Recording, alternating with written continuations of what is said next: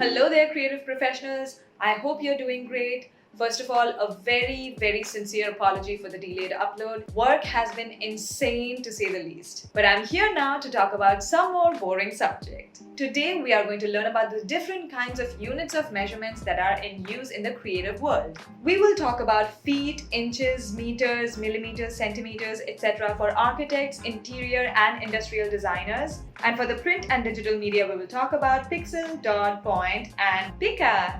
To get started, let's establish the relationship between the imperial and the metric system. 1 meter is roughly about 3 feet, which means 1 foot is about 0.3 meters roughly.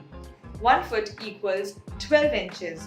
Hence, 1 inch is equal to 2.5 centimeters, which is equal to 25 millimeters. And you must have also come across this one unit called yard.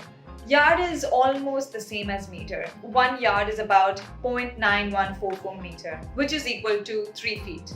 So far, we've only discussed the units of measurement for length, but there are some units of measurement for area as well, and that might just be very important for people who deal with three-dimensional objects or spaces. Again, like architects, product designers, or interior designers. 1 square meter is almost the same as 10 square feet. 1 acre is about 4047 square meters. Now, what is a hectare? Well, a hectare is nothing but 10,000 square meters. And since we know that 1 acre is about 4,047 square meters, so the relationship between acres and hectare is that 1 hectare is equal to 2.5 acres. The imperial and the metric system of measurements also matter in certain other fields of design, such as print and publishing. All our standard page sizes are in millimeters and inches. For example, A4 is 210 by 297 millimeters, and the US letter size is 8.5 by 11 inches. Sometimes people also use pixels and points to set these sizes, but millimeters and inches still remain the most widely accepted units for paper sizes. Now, when it comes to paper sizes, you will see that contrary to our general number line, the sizes here go in the reverse direction, as in your A0 is much larger than your A4 and your B2 is much larger than your B5. The size of the paper keeps increasing as the value in its name diminishes. So to put it simply, A0 is greater than A1, which is greater than A2, which is greater than A3, which is again greater than A4, and so on and so forth. The general formula is that every size is double that of their predecessor. As in 2 A4s make an A3, 2 A3s make an A2, 2 A2s make an A1. The standard A4 size is 210 millimeters by 297 millimeters. And for the rest of it, you can do the math. You now know the general formula. Similar to the A series, we also have the B series, which is a tad bit less common. It is mostly used in books and notebook manufacturing industry. In the B series, the B5 is the most commonly used size for notebooks and printed books, whereas B7 is for passport size, and B2 is used in a lot of cases for poster size. The B series also follows the same aspect ratio such as the A series, which is √2, which is equal to 1.414.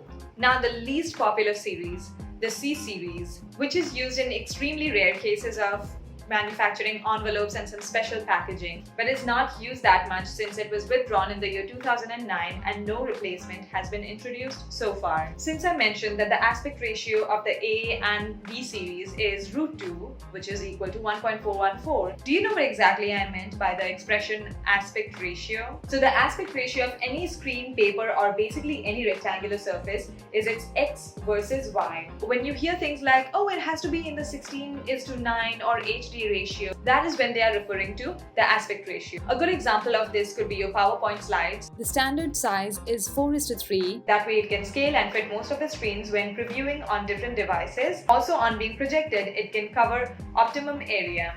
The aspect ratio 16:9 is analogous to your HD or high definition resolution. The aspect ratio of your video should be 1920 by 1080 pixels for it to be considered high definition. We were talking about aspect ratio all this time. Where did this resolution come from all of a sudden? Well, resolution is the degree of precision or the crispness of your media, be it a still image or a video. It is measured by the number of pixels in a digital image or display. When you're setting up your Photoshop file, you come across this dialog asking you for your resolution preference. By default, it is set to 72 dpi. I usually change it to 150 at the very least.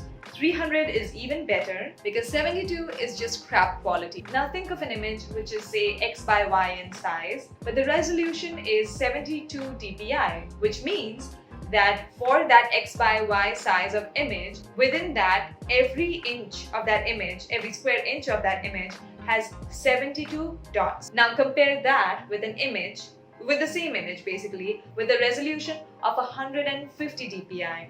So in that case, what ends up happening is that for the same size of the image, for the same aspect ratio, for same everything else, all the dimensions are the same, just that the resolution is different. So for every square inch of that image, you have 150 dots in every single square inch of it, which means it's not going to break as easily as a 72 dpi image. Think of it as building a wall with huge blocks of stone as opposed to regular tiny brick. The wall size is still the same, but the bigger size restricts the crispness of the shape from happening. It is kind of the same idea here too. If you find all of this a little confusing, do let me know down in the comment section. I would gladly go the extra mile to explain more details to you. Since we have kind of already entered the world of digital design, might as well talk about pixels now. Pixels are usually denoted by px, and it indicates a physical point in a rastered image. It is sort of like the smallest unit of measurement on any specific image that a person can scroll down. Manipulating things on a sub-pixel level is extremely hard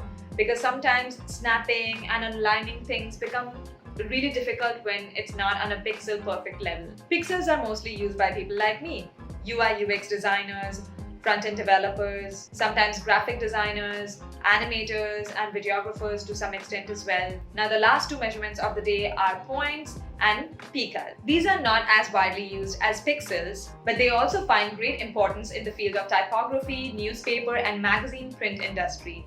In order to avoid confusion, pixels are denoted by px, points are denoted by pt, and pikas, for the most part, they are denoted by p, and in some cases, some rare occasions, you might see somebody using pc as well. 1 point is equal to 1/12 of a pika, and there are 72 points to an inch, which means there are 6 pikas that make up an inch. The most common place where you will come across these units of measurement such as pikas and points is this application called Adobe InDesign. It was created with the intention of helping publishers, book writers, and thesis research scholars to pen down long accounts with easy controls to format all of the text which is inevitably going to be printed. Hence, whenever you create a file with InDesign, it automatically defaults your unit of measurement for your text to points. Just like how pixel is the smallest unit for images, points are the same for typography. The pika is widely used to measure font capacity and also in something called copy fitting.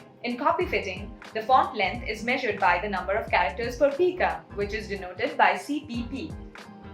As books are most often printed with proportional fonts, CPP of a given font is usually a fractional number. For example, an 11-point font, for example, say Helvetica, might have 2.4 CPP. Now, what does that mean? So, characters per pika. Remember, 6 pikas make an inch. That means 1 pika is equivalent to 1/6 of an inch. So, when they say characters per pika, that means how many characters of one specific font in one specific font height can fit in your 1 pika, which is 1/6 of an inch. So in the case of this 11-point Helvetica, it is 2.4 CPP. Am I making sense now? This is something relevant to the concept of tracking that I discussed in one of my previous videos. If you want to learn more about it, you can check it out. It should be somewhere up here or here. Well, that was quite a lot about measurements today, huh? Aren't you glad that I didn't go from millimeters, centimeters, meters, kilometers, nautical miles, all the way to light years? Well, at least I'm glad I didn't. If you have any more doubts, questions, suggestions, please list them all down in the comment section. I will try my best to address them in the upcoming videos. If you like this video, then please give it a thumbs up and do subscribe to the channel so that it keeps me motivated to create more such content in the future. I will see you in the next video with a really big surprise, and till then, stay home, stay safe. Bye!